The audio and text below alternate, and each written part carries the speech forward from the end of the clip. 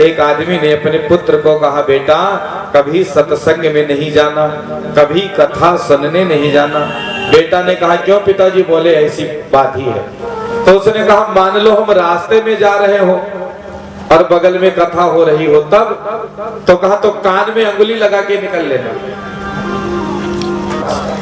अब वो लड़का गया था, सेठ जी का लड़का था, वसूली पर गया था, काफी माल मुद्रा लेकर लौटा था।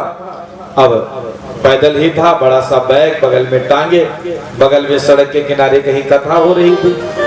जैसे आवाज सुनाई पड़ी तो कहा, गड़बड़ हो गया। पिताजी ने कहा था मत सुनना, अब तो कान में आवाज पड़ेगी। फिर याद आया कि उन्होंने कहा था यदि कहीं रास्ते में कथा हो रही हो तो कान में अंगुली डाल के निकल जाना। तो दोनों कानों में अंगुली लगा के दबाया, दौड़ लगाई, और जैसे दौड़ लगाई तो जहां कथा होना था वहां ब्रेकर बनवा दिया था व्यवस्थापकों ने कि कोई गाड़ी तेज से न दौड़े, और वहीं लगी ठोकर, गिरा था मुझसे, और गिरा जैसे तो उसके कान से अंगुली निकल गई। प्रसंग चल रहा था, पंडित जी ने कहा कि भूत के पांव पीछे होते हैं। क्या कहा? भूत के पांव पीछे होते हैं। तुरंत उठा, फिर कान में अंगुली लगाकर भागा, आगे निकला। देर हो गई थी, काफी रात्रि का समय।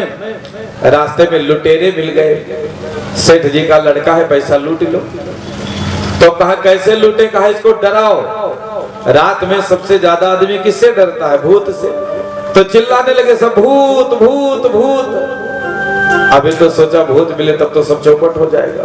भागने का प्रयास किया, तब तक देखा 2-3 लोग उसको चारों ओर घेर लिए, लाठी भी लिए हैं। इसने देखा कि सबके पांव आगे हैं। उसको याद आया कि सत्संग में बताया गया था कि भूत के पांव का पंजा पीछे होता है।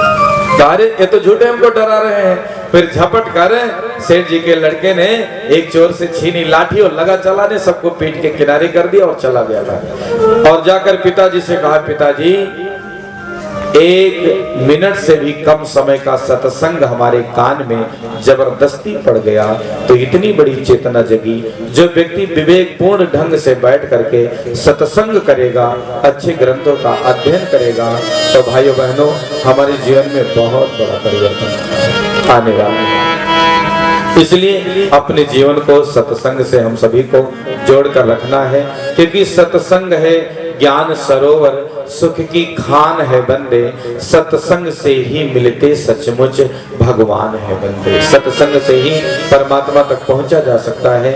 उसकी यात्रा का नाम ही है सत्संग।